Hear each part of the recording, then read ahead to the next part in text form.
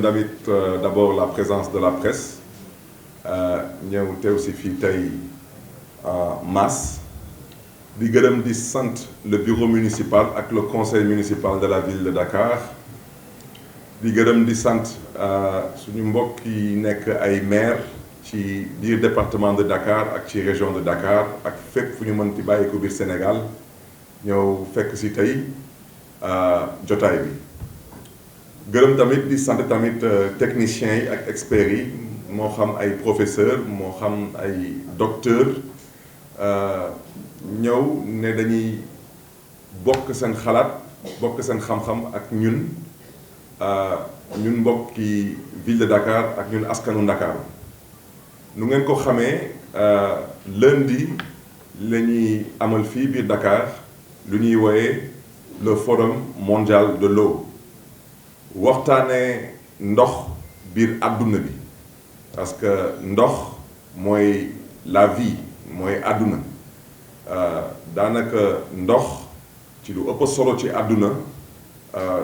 ci la bokk moo xam ci béykat yi moo xam ci nappkat yi moo xam ci sàmmkat yi moo xam fépp fu nit mën ci bàyyeeku te di mbindeef di dox ci kaw suuf si ndox dafa am solo ci sa dund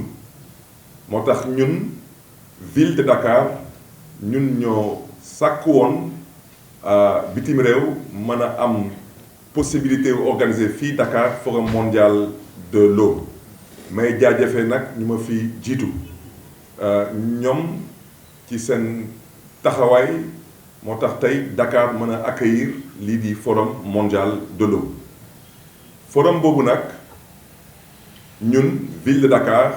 suñu gis-gis mooy au-delà de la diplomatie de l'eau mooy ñu mën a waxtaan ak askanu Dakar mën a waxtaan ak mbokk yi fii ci lii di ndox thématique bi nag bu ñu proposé mooy waxtaan bu ñuy woote biir Dakar mooy ci gàttal mooy l'eau à Dakar ak Dakar dans les eaux l'eau à Dakar mooy ndox fii ci Dakar Dakar dans les eaux mooy Dakar ci mbënn bi l'eau à Dakar yemul lekk ci ubbi robinet bañ a am ndox parce que am na ñu nekk fii biir Dakar moo xam ay béykat lañu particulièrement suñu mbokk yi nekk dans la zone des Niayes di am ay problème mu ndox moo xam usine yu nekk biir Dakar ñuy daan seen doole biir Dakar moo xam dañuy yëngatu ci ay BTP moo xam ci lan lañuy mënti yëngatu am tamit ay problème pour mën a am ndox moo xam tamit lu ñuy woy suñu cadre de vie moo xam ay jardin ay pelouse ñoom tamit dañuy soxla am ndox hôpitaux yi donc su ñuy wax ci waxu ndox biir Ndakaaru day englober lu bëri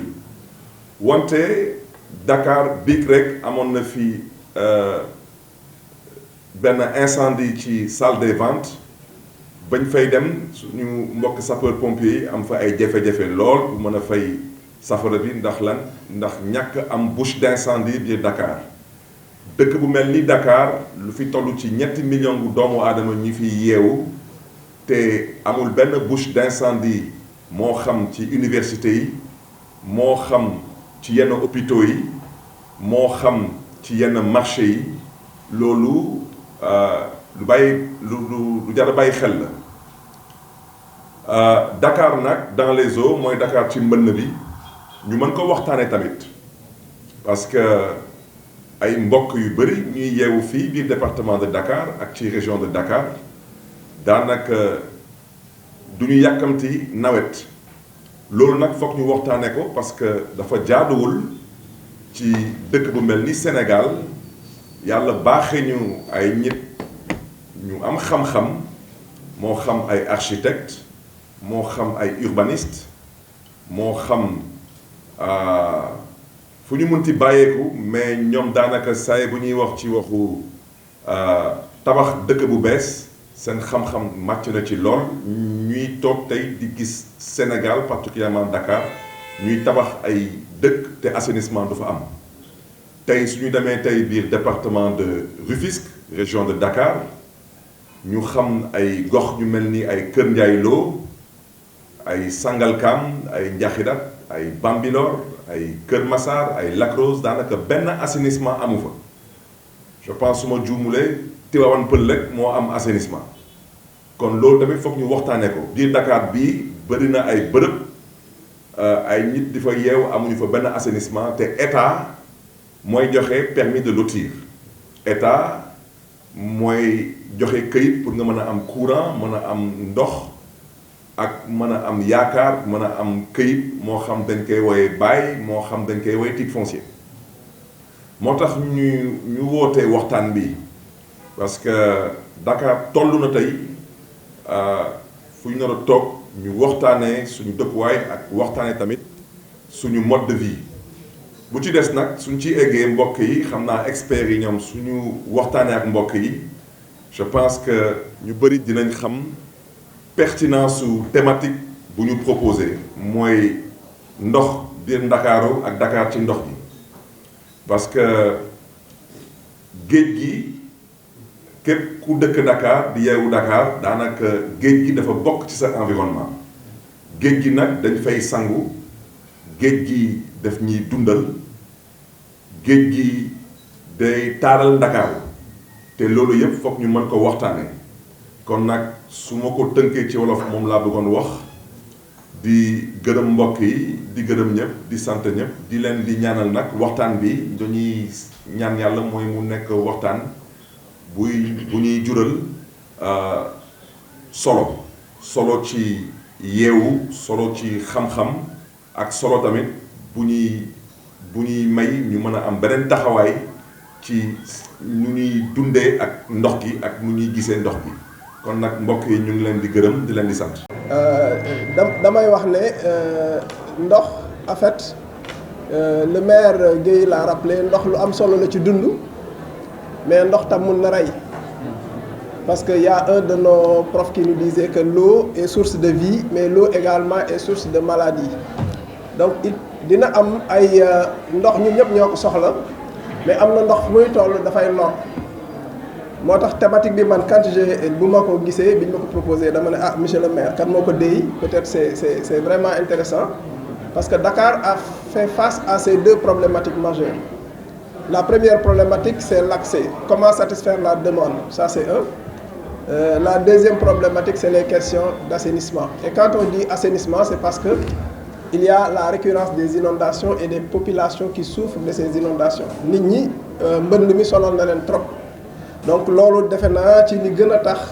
mu développer thématique bi te derrière sa réflexion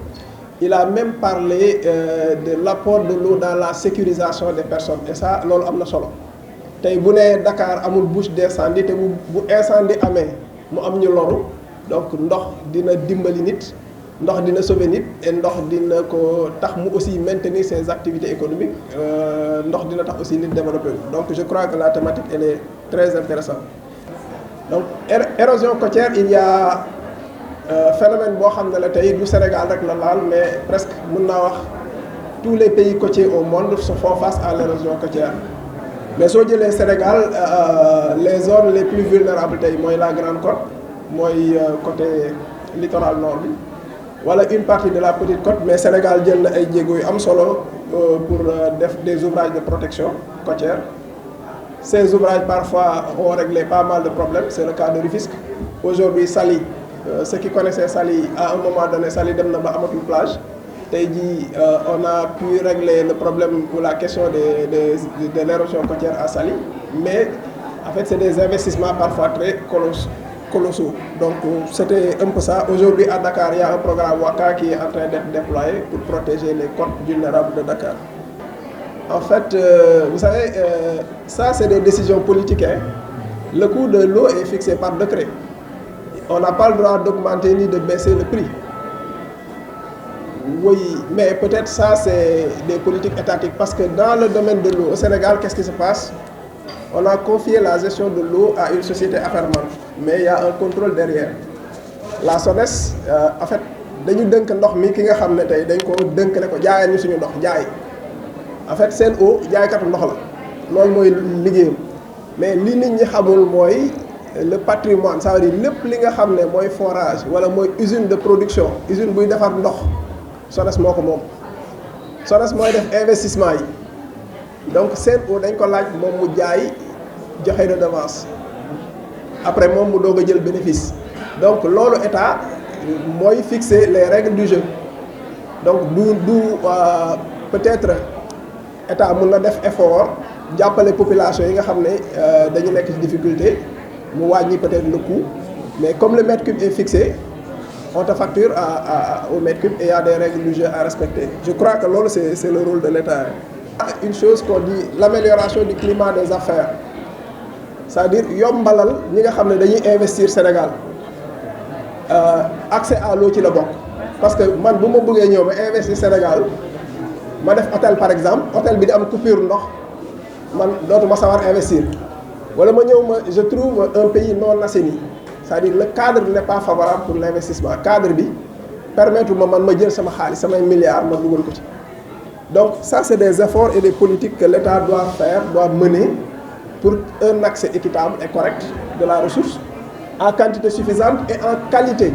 parce que l'accès il faut pas juste ñu xalaat ne nañ la jox ndox rek mais ndox mi ñu la war a jox dafa war a am dafa war a respecter yenn charte yi c'est-à-dire ndox mi nga xam ne boo ko naanee mën nga ko jëriñoo saa nga jële ci maladie wala saa nga loru ci loolu moo am solo et puis au-delà de ça l'État a l'obligation d'investir dans l'assainissement. Je donne un exemple très simple man su ma ñëwoon tey fii ma fekk salle bi tilim je serai en inconfort mais su ma ñëwee fekk salle bi set je suis à l'aise donc c'est comme ça l'assainissement c'est presque une vitrine. Si vous venez dans une ville, pourquoi les villes européennes sont attractives ou bien les villes américaines sont attractives? Parce que tout est assaini, tout est propre. Donc c'est un investissement, ça favorise également le climat des politiques ici environnementales qui souvent veillent à... Parce que l'érosion côtière c'est un phénomène très complexe. Hein. Pour protéger, il faut d'abord comprendre les causes de l'érosion. Pour moi, on a protéger parce que di nga gis ñoo xam ne tey seen érosion côtière c'est lié juste à dunes yi la am na ñoo xam ne érosion côtière bi ay falaises yuy màbb la soo jëlee présidence de la République la présidence derrière ici au palais ñoom seen érosion côtière du recul plage de du plage bi mooy reculer de mais falaises yi ñooy màbb donc loolu dafa am technique yoo xam ne pour sàmm falaises yi dafa am technique yoo xam ne c'est des études techniques poussées yoo xam ne moom la ñu war a def daaw je crois am na taxi yu nga xam ne taxaw nañ sur place falaise bi màbb daal seen kaw vers lagon là je sais pas voilà donc du coup c'est des solutions techniques yoo xam ne dañ koy étudier état moo ciy dugal loxoom loolu collectivité attanu donc ça c'est des politiques étatiques et même l'État est appuyé par le Fonds mondial de l'environnement donc parce que on sent que nos pays sont vulnérables par rapport à ces phénomènes majeurs qui touchent tout le monde. Donc les collectivités peuvent accompagner parce que dans le projet WACA par exemple, je donne un exemple, toutes les collectivités locales du territoire de Dakar qui sont impactées sont impliquées dans la recherche des solutions parce que le projet WACA était accompagné d'un dispositif d'aménagement derrière.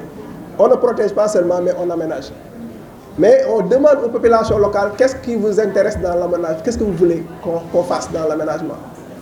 Maintenant, eux, ils donnent leurs propres solutions et on va voir la viabilité de ces solutions par rapport aux solutions techniques proposées par le maître d'œuvre. Donc c'est un peu ça que j'avais à dire par rapport à ces questions. On va compléter. Voilà, merci.